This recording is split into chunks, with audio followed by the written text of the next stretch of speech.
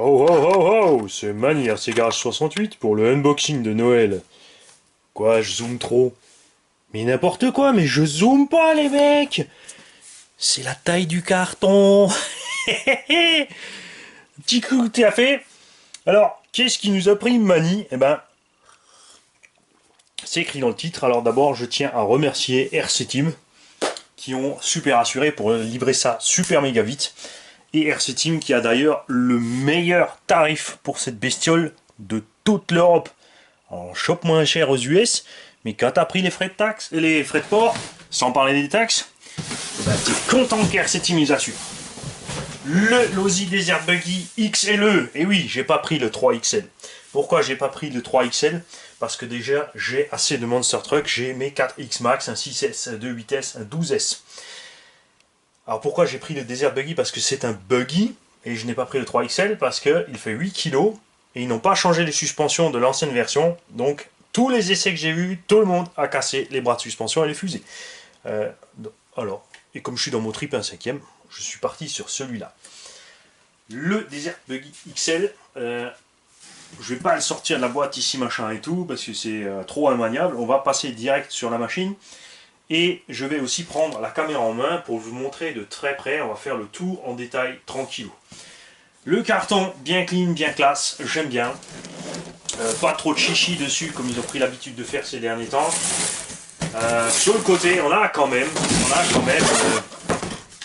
quelques indications, bien sûr, électriques, pas d'essence. C'est écrit exprès dessus. L'AVC dont tout le monde se moque. S'il vous plaît, arrêtez de nous mettre ça partout et mettez-nous d'autres choses dans la machine à la place de ce que coûte ce machin.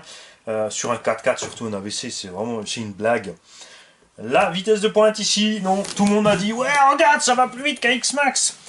Tout comme les X-Max, c'est 50 miles plus, c'est-à-dire 75 km/h, sont uniquement avec un étagement de transmission option. Eh ouais. Sorti du carton, ce machin va à peu près à la même vitesse que l'X-Max, c'est-à-dire 65-67 km/h. Peut-être d'ailleurs que ça correspond aux 50 mph. À voir. Le moteur Dynamite 800 kV brushless power system. Incroyable. Les LED light bar. Alors là, ils l'ont écrit en gros qu'ils nous ont mis une barre de LED pour se la jouer à fond. Et c'est bien, mais sans plus. Hein. Ça reste que des LED, les mecs. Hein. C'est de la lumière. C'est rien de spécial. Vous avez le choix entre le noir. Ouais, je sais, c'est pas vraiment noir. Il est un peu daltonien chez Losi, le gars. On a ici en fait du blanc ou du gris avec un mélange de bleu pâle, un peu lopette quoi, avec un jaune un peu lopette aussi. Donc je dirais que ceci est la version For the Pussy.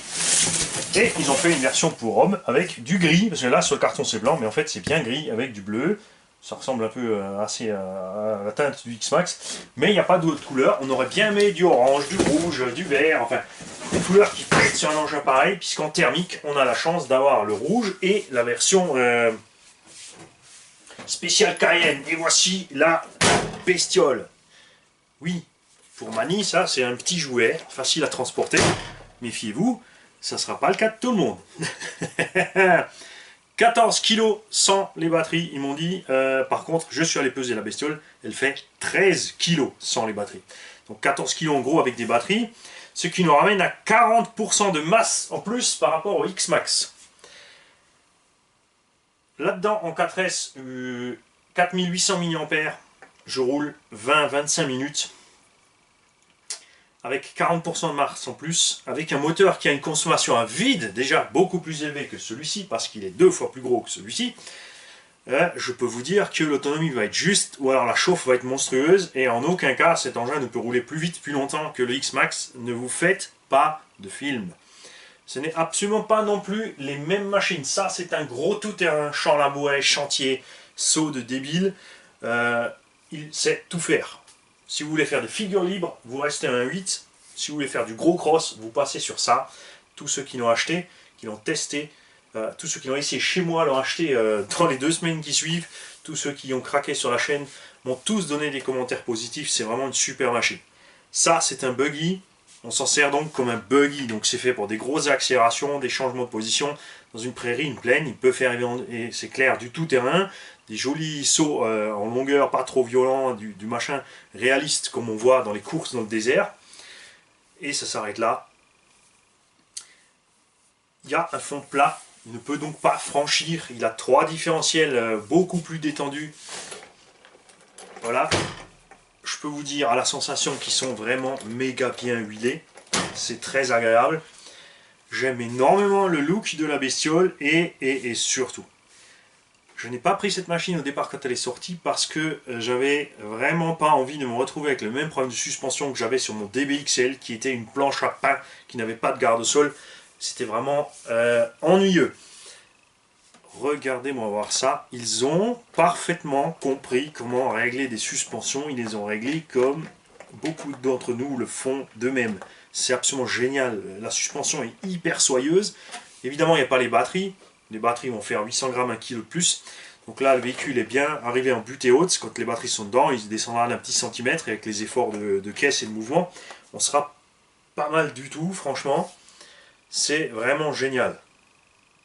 Et là, je vais prendre la caméra en main pour vous montrer la chose de près et aller dans les détails. Alors prenez-vous le temps, c'est le unboxing de Noël. Moi, je me speed pas, j'en profite et je vais essayer de rien oublier. Commençons par les pneus pour nos amis du sud. Alors, les jantes sont super bien faites. C'est un autre motif qui d'habitude. On a bien sûr un bedlock classique, qui est un simple plastique, pas très épais sur l'extérieur. L'avantage évidemment des bedlocks, ce sont des vrais roues bedlocks. On peut démonter le pneu et récupérer ses jantes. C'est pas mal du tout. Ces pneus sont des reproductions de Maxxis Crawler LT, qui disent donc en vrai.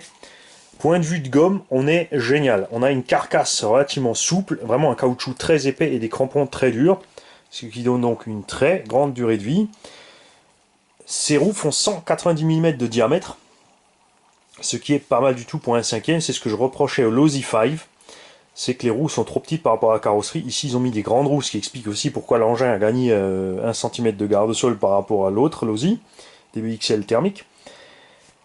C'est un buggy, on a donc des roues pas très larges. Pourquoi? Tout simplement pour diminuer l'effort mécanique sur la transmission et la chauffe du moteur. Quand on accélère, les 4 roues peuvent patiner, l'engin peut partir bien proprement de ces 4 roues. C'est un buggy, c'est comme ça que ça se pilote un buggy. Si vous mettez des roues de MT, vous allez avoir des réactions de MT, c'est-à-dire une grosse accroche, il va lever de l'avant, les virages difficiles, etc. Et ce n'est pas du tout le but de cette machine. On a des gros écrous de 24, bien méchants, ce qui est standard en un gros, un 5e, pas de truc spécial. Les plastiques, évidemment, conçus pour du 1.5, bien costaud et large. Des bras de suspension pas très longs, c'est un buggy, ça suffit largement. Des axes de suspension en 5 mm. Et ce qu'on apprécie énormément aussi, ce sont des vraies grosses vis Allen ici de 4 mm, donc des vis Allen de 2 pour tenir ces axes, pas des micro-vis. Le pare-choc qui n'a pas été modifié par rapport à la version thermique. On a des soufflets et des CVD à tous les étages. Personnellement, est-ce que ça sert vraiment à grand chose des soufflets? Moi, là, principalement, j'ai roulé sans, puisque ces soufflets sont très vite détruits par les projections de pierre. Surtout à l'arrière, ils sont déchiquetés par ce que projettent les roues avant. Donc sur ma version thermique que j'avais passé en brochette, j'avais tout viré et ça fonctionnait tout aussi bien. Donc je vous conseille tout simplement de mettre des petits pare-boues sur les triangles à l'arrière. Les axes des suspensions sont en 6 mm extrêmement solides.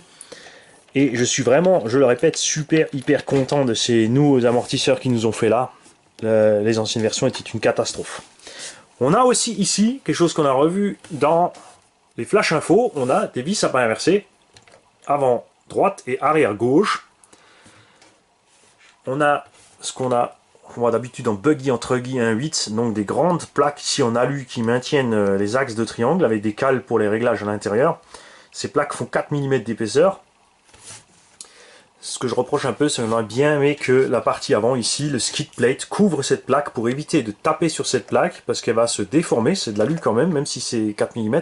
À un moment, ça va se déformer, ça va coincer le triangle. Ou alors on va pousser la cale arrière à l'extérieur. Et ça, on y viendra plus tard. La carrosserie super bien faite. La peinture est géniale puisque ces éléments-là, donc Maxxis, Losi, Dynamite, Spectrum, etc., sont dans la peinture, tout comme le logo Losi. Il n'y a pas de sticker sur cette carreau, ici sur les parties principales. Même pas sur le toit, tout ça est incrusté dans la peinture. Moi, j'aime beaucoup. Sur le côté, c'est pareil. La peinture, enfin moi, j'aime vraiment. Ce qui est bien pensé aussi, c'est la protection ici qui empêche, vous voyez, quand je braque à fond, non, quand on accélère en buggy, on rentre tout ce qui balance la route dans la carreau. Là, c'est pas le cas, c'est vraiment bien fermé. J'apprécie énormément cet effort. Ils nous ont mis les petits pilotes à l'intérieur avec le poste de pilotage, très détaillé, le sticker, les pubs, le petit GPS, etc. etc. Ça, c'est chouette, mais en été, il va falloir le virer. En hiver, ça va passer avec la chauffe. En été, je peux vous garantir que là-dedans, ça va chauffer méchant avec un moteur de cette taille-là. La barre de LED, dont ils ont fait une super pub, est vraiment chouette. Ce que je leur reproche, c'est de ne pas avoir fait soit un arceau par-dessus la LED intégré à la carrosserie, puisque ici, on est extrêmement exposé. Quand le véhicule va se retourner, c'est là qu'il va frotter. Évidemment, le jeu en buggy 1/5, ça va être de ne pas se retourner. Mais j'aurais aimé soit qu'ils nous intègrent en fait cette barre de LED sous le toit, en fait, comme j'avais fait sur le Yeti XL, ou faire, comme dit, un arceau par-dessus. Ensuite, on a fait une barre de LED ici, mais on n'a absolument rien d'autre. On a que la barre de LED là, on n'a pas d'éclairage arrière, on n'a rien. Grosse amélioration aussi, point de vue look, ils ont rajouté des parties arrière de carrosserie, puisque la version thermique s'arrête net à l'avant, et ensuite on n'a plus rien derrière. On a ici une place qui pourrait suffire pour mettre une roue de secours. Eux, ils ont préféré faire la version avec le béquet. L'avantage de ce béquet, c'est qu'il rallonge la ligne du véhicule. Parce que le véhicule, en fait, ne va vraiment que de là à là. Donc, c'est pas beaucoup plus grand qu'un X-Max. Le X-Max va arriver juste à peu près ici en entraxe. On a un petit centimètre ou deux de plus qu'un X-Max, c'est tout. Mais avec forcément ce béquet, ça rallonge la ligne et ça lui donne vraiment un bon look. On va le remontrer un coup de devant. Voilà. Alors en parlant de béquet, c'est plus une table de camping qu'un béquet, c'est absolument immense, c'est plus gros que tout ce que j'ai eu sur les autres machines, hein, pour vous dire. Super bien pensé, 4 vis de fixation avec un renfort, ça c'est génial, ce béquet va tenir un moment. Il est quand même assez souple, mais il fait entre 1 et 2 mm d'épaisseur sur les endroits, c'est vraiment du super matos. Tout comme la cage qui est du super matos, tout comme le support de béquet. Tout ça est en nylon vraiment très solide. On peut régler l'inclinaison du béquet, c'est plus pour des raisons optiques, je ne sais pas vraiment si ça va être efficace là-dessus. Je vous laisse admirer le travail des suspensions à l'arrière. Voilà, regardez-moi comme ça freine bien la remontée, c'est une crème, c'est super bien fait. Ce qu'il manque, à mon goût, à l'arrière, c'est un pare-choc et une protection pour cette plaque. Quand vous allez rouler dans tout terrain, ici, les éléments vont pouvoir heurter l'avant de cette plaque et l'ouvrir et décrocher le triangle de suspension. Ça, c'est un point négatif, surtout qu'il n'y a que 2 vis de fixation. Cette plaque, quoique, j'ai rien dit, on va reculer un petit peu, voilà. On a, si, ils ont prévu 2 vis en plus à l'intérieur, ça c'est bien. Cette plaque est donc reliée au châssis, on ne va donc pas forcément déchirer la cellule quand on va tirer là-dessus, ça c'est super bien.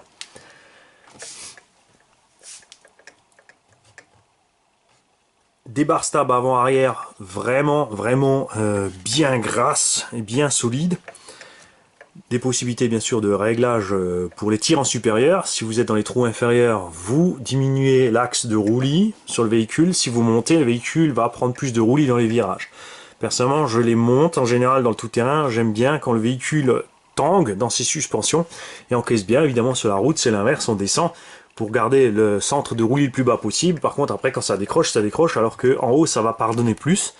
Et sur un tout-terrain, c'est beaucoup plus agréable de rouler plus mou, tout simplement. Les diffs, pour les sortir de là, ils ont aussi fait une amélioration. Il suffit d'enlever les 4 vis qui sont là derrière. Bien sûr, vous enlevez votre support de béquet, les 4 vis qui sont ici, à l'avant pare-choc et ces 4 vis. Et vous pouvez sortir le diff, tout comme c'est le cas sur le Losi 3XL ou le Losi XXL, etc. Vous pouvez donc rapidement atteindre les diffs sans devoir toucher au train avant ou arrière complet. Grosse différence aussi par rapport au XLE, plus 36 000 clips autour, des panneaux bien fixés avec de la bonne grosse visserie en 4 mm partout, ou 3 pardon, non c'est du 4. Ça c'est bien. Je vais quand même par contre mettre des rondelles pour augmenter la surface d'appui. Vous enlevez 2 clips à l'avant, vous pouvez monter la cage comme sur le petit TNSCBE, qui d'ailleurs, voilà, est la reproduction de cet engin-là. Voilà, comme ça on a une meilleure idée de l'échelle avec le 10 devant.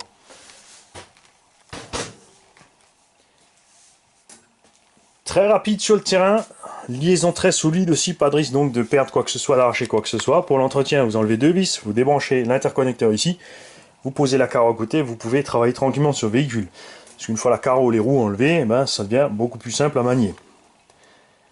Le câble, ça par contre, je suis moins fan. Vous savez, sur des voitures pas chères, je suis pas très critique. Quand les voitures deviennent chères, je suis très critique. On aurait aimé un peu mieux que ce petit câble qui se balade là. Même chose, on arrive ici au récepteur.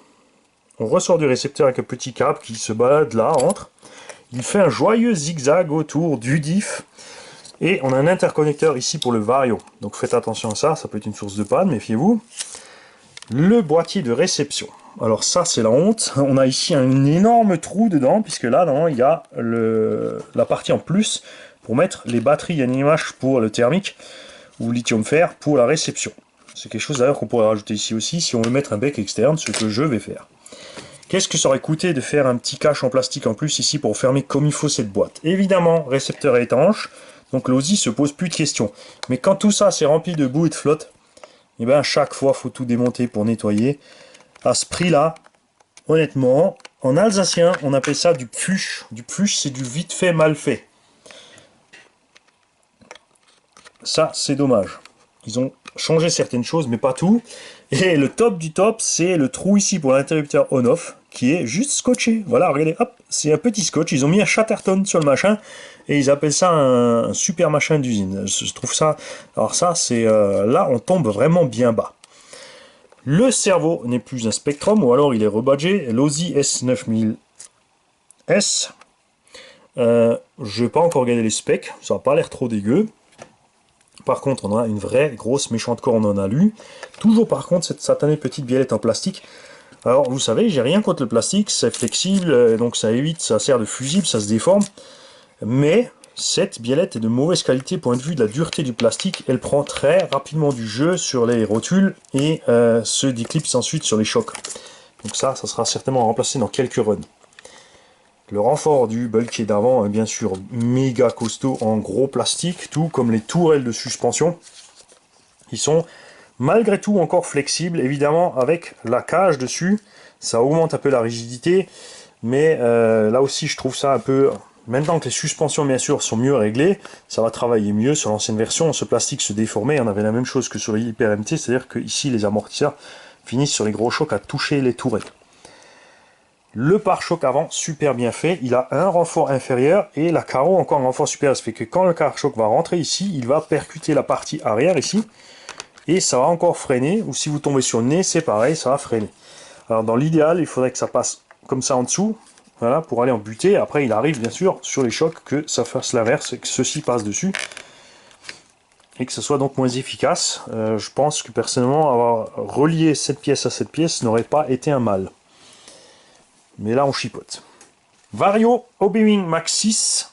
Et ce qui me rassure, au début, je voulais pas acheter non plus, puisque, par exemple, les Baja équipés en Castlevin 28, là, c'est un autre moteur. On reviendra plus tard dessus. 160 ampères, ça veut dire qu'on n'a pas une trop grosse consommation, et que c'est acceptable pour des lipos standards. Le Vario est réglable. C'est le Vario qu'ils auraient dû mettre dans la R8. Ils ont quand même décidé de le mettre ici finalement, et quand même bridé en réglage. Hein, quand même que 5 fonctions réglables, mais c'est vrai que ça suffit, c'est un véhicule de loisir, pas plus. Ce que j'aime à ces Vario Hobbywing, c'est qu'ils ont l'anti-spark intégré, contrairement aux Vario Castle qui font des grosses étincelles chaque fois qu'on branche, et ces étincelles endommagent les cosses. Il faut donc fabriquer un anti-spark à brancher entre, à débrancher, etc. Là, il n'y a rien à faire, c'est intégré, c'est géant. Surtout en plus que ces Vario sont d'une hyper grosse fiabilité, il n'y a rien à redire là-dessus. Le moteur donc en 58 mm par 113, la taille exacte d'un Castlevin 28, la taille des nouveaux Léopard V2 58-113. La taille des moteurs X-Team aussi, Et il est fort probable que ce moteur soit un moteur X-Team et pas un moteur Castle. On n'en sait rien. En tout cas, tout le monde a l'air content avec, donc il n'y a pas de raison que je ne le sois pas. Néanmoins, 14 kg 8S. Donc beaucoup de gens m'ont dit ouais, ça marche mieux que l'X-Max, c'est plus longtemps, etc. Je le répète, 40% plus lourd qu'un X-Max, c'est un moteur plus gros qui consomme plus, ça ne peut pas rouler plus vite, plus longtemps qu'un X-Max. Les gars, arrêtez de rêver. L'étagement est pas mal, je dirais, mais vous me connaissez, j'aime un S au kilo à peu près. Donc je vais bien sûr essayer l'engin comme il est ici, stock complètement d'origine, hein, pour vous le montrer ce que ça donne. Mais on passera ensuite sur un variateur 12S de chez Air Mamba. Vous verrez la vidéo avec l'endroit pour vous fournir avec ces varios. On va changer l'étagement complètement, passer en 12S, donc pour avoir la même vitesse finale ou un poil plus peut-être. Allez, on va chercher les 70-75 comme avec le X-Max 12S. Mais une consommation plus faible et plus de facilité pour le moteur à accélérer, donc moins de chauffe, plus d'autonomie, plus de confort pour rouler avec un véhicule de ce poids-là. Grosse modif aussi par rapport au thermique, le corps du diff central est en alu avec des rainures pour mieux refroidir, puisque forcément le brushless ça du couple tout de suite, donc ça va mouliner fort là-dedans. Dès que ça va décrocher de l'avant, il est donc nécessaire forcément de bien refroidir à ce niveau-là. Le chariot moteur, super bien fait, moteur fixé sur un chariot qui coulisse. Vous avez ici juste deux vis à desserrer pour glisser de droite à gauche. Et il est bloqué en butée, le moteur ne peut pas sortir de là, c'est super bien fait. Il y a aussi un renfort en plus sur le châssis pour rigidifier le centre. Si on avait des problèmes sur les DBXL passés en brushless, qu'on avait énormément de flex au centre du châssis, puisque le châssis n'était pas d'excellente qualité sur le DBXL. Ici, on a quand même l'impression qu'ils ont modifié la qualité de l'alu du châssis. Alors un petit coup d'œil sur les grosses méchantes cales en alu avec les cales de réglage. Et un petit bonjour à Gabin. Salut Gabin, ça, ce sont les trous dont je t'ai parlé pour régler la garde-sol du véhicule. Tu as des petits BTR à l'intérieur. Ils sont des vis à tête creuse. Le pan est directement à l'intérieur du filetage. Si tu serres ces vis, le véhicule va descendre. Si tu ne touches pas les suspensions, forcément il sera plus dur parce que les suspensions seront déjà comprimées. Donc tu as le choix de descendre le véhicule et de le ramollir, ou de le descendre et de le durcir encore plus pour ceux qui veulent faire de la piste avec leur buggy 1.8. Voilà. Et d'ailleurs, les vis de butée sont dedans et elles servent en arrière en butée, ce qui veut dire qu'on pourrait même encore aller gratter un peu de garde-sol. Mais j'ai quand même un doute parce que je pense pas que les amortisseurs puissent aller assez loin pour gratter un peu de garde-sol. Mais cette chose m'intrigue parce que sur le DBXL, jamais de la vie on arrivait à avoir autant de débattements de suspension. Ils ont donc bien modifié quelque chose au niveau des trains, ce qui est très rassurant. Et j'espère que les nouveaux DBXL thermiques profitent des mêmes avantages. Ça serait bien pour les thermistes quand même. Et quelque chose que je viens de voir, que personne à aucun moment n'a mentionné, les roulements sur cette machine ne sont pas avec des bagues en nylon ou en téflon étanches, ce sont des double Z, donc parois métal. Alors ça c'est très intéressant. Qu'est-ce que c'est qu'encore cette recherche d'économie à l'extrême? Bon, je dis pas que c'est mauvais, mais c'est sûr que c'est nettement moins résistant à l'eau que des roulements à bagues nylon. On verra donc ce que ça tient dans le temps. On verra aussi ce que ça tient niveau oxydation. Si ce sont des bons roulements ou pas. J'ai eu des retours de certains abonnés avec des problèmes. On va enlever ici un soufflet pour vous montrer quelque chose. S'il veut bien coopérer. Voilà. On a eu des problèmes avec ces axes ici qui sont 4 mm, donc tout comme sur le X-Max. Ces axes cassent et il faut donc les remplacer. Par contre, sur ce genre de cardan, c'est prévu pour les remplacer. Ça existe au détail. Ne mettez pas des axes trop durs parce que vous allez avoir le souci que l'axe va défoncer la noix. Mais il sera vite nécessaire. Voilà, je vous ai zoomé dessus sans faire exprès. Il sera nécessaire, en fait, il existe une option ici avec des noix en 5 mm et des cardans avec des axes de 5, de changer cela. On attend les retours du test de notre abonné qui a déjà ce DBXL depuis un moment pour me dire si c'est mieux avec les axes de 5. L'autre chose que je trouve un peu étrange. Bon, bien sûr, ils ont remis le moteur et la transmission principale au milieu. Sur le thermique, c'était complètement décalé. On avait des grosses issues d'usure des noix avec les angles des cardans, etc. Là, ils se sont mis bien en ligne. Donc le moteur relativement centré. La première batterie fait bien contrepoids, la deuxième un peu plus loin, plus le vario. Donc ici, en général, une batterie 4S, ça va faire 600 grammes, donc 1,2 kg, c'est le poids du moteur. Le vario, 150 grammes à peu près. Donc on est à peu près bien équilibré, c'est pas mal, mais j'aurais quand même préféré que ce variateur ici soit monté ici, comme dans la Holozy R8, et qu'on ait ici deux bacs à batterie beaucoup plus longs, parce que là on est lié à des 4S de taille standard, et il existe des 4S 8000 ou 10000 beaucoup plus grandes qui seraient mieux adaptées à ce genre d'échelle 1/5. Ce serait plus sympa. Mais ça, on verra lors des tests. Comme dit, il sera testé stock, d'origine entièrement, et ensuite avec la petite modif RC Garage 68, qui, sur cet engin, apparemment, ne sera pas très grande. On passera juste un étagement de transmission différent, un variateur 12S si le moteur tient. Si le moteur ne tient pas, je me ferai un plaisir de le changer. J'ai mon fournisseur de variateurs grosse capacité 12 et 16S qui m'a proposé des moteurs tout à fait intéressants. Et ça, vous le verrez dans les modifs. Un dernier petit tour. J'oublie mon café, moi, du coup. Et les gars, je vous souhaite un joyeux Noël. Et je vous dis à l'année prochaine. Salut les gars.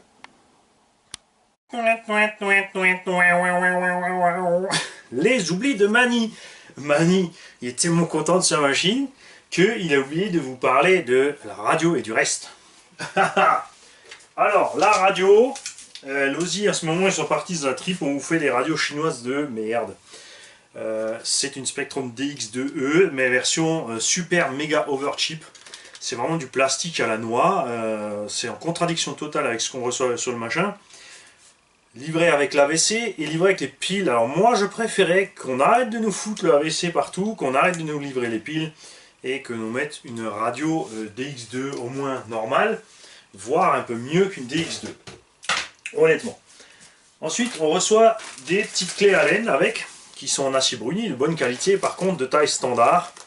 Ils auraient pu avoir la bonne idée de mettre les clés Allen longues parce que les vis qui sont sur cet engin, je peux vous dire quand elles sont serrées, c'est pas avec ça que vous allez réussir à les sortir. Donc le petit kit d'outils est un peu une blague en fait. Et on a une super clé par contre pour serrer, desserrer, démonter les roues. Mais, là aussi il y a un mais, il y a sur cette clé un 6 pans de 5 ou 6. Il n'y a pas de vis de 5 ou 6 sur l'engin. Donc inutile. Bon, ça doit peut-être livrer avec le thermique aussi. Et on a ici une fourche. Alors on se dit, mais la fourche, elle est pour régler les biellettes. Et c'est le Mimi Serrara, c'est là, mais merde. En fait, ça ne va pas dessus, il faut forcer, donc amocher ces biellettes. Parce que ça, c'est arrondi. Je vais vous mettre là, voilà, jour, voilà, c'est arrondi. Ils n'ont pas fait les pans, ils les ont juste arrondis. Donc, moi, je vais mettre évidemment un coup de disqueuse là-dedans pour que ça aille bien sur mes pans, parce que là, en fait, c'est pas utilisable. Ça ne sert donc à rien, en fait. Par contre, ce qui est très bien, c'est que c'est une douille. Ils ont mis un 4 pans à côté d'un pouce, ce qui fait que vous pouvez mettre votre gros cliquet. Et là, nous allons tester, puisque les pouces sont une mesure US. Je vais donc prendre mon T. Ne prenez pas un cliquet pour forcer, forcez avec un T, prenez le cliquet pour travailler après, n'est-ce pas? Et c'est Mimi Serrara aussi. Ça nage, en plus l'empreinte n'est pas assez profonde pour le mettre sur une clé. Donc, blague totale. Est-ce qu'il y a quelque chose de carré sur l'engin pour démonter? Ça m'étonnerait aussi. Donc, on ne sait pas à quoi sert cet usinage-là. On ne sait pas à quoi sert ça. Ça, on peut deviner, mais c'est pas sûr. Donc, on n'utilise que la douille, en fait. Et personnellement, des roues de 1/5 avec une si petite clé, pour moi, ça n'est pas assez serré. On va d'ailleurs, allez, on va essayer de démonter. Ouais, ça se démonte. C'est bon. Mais ça tient bien, hein. Donc pour moi, définitivement, set d'outillage totalement inutile et radio à jeter à la poubelle. Ça, c'est les choses que j'aimerais que l'Holozy change sur ses machines dans ses prochains temps. Salut les gars, cette fois j'y vais.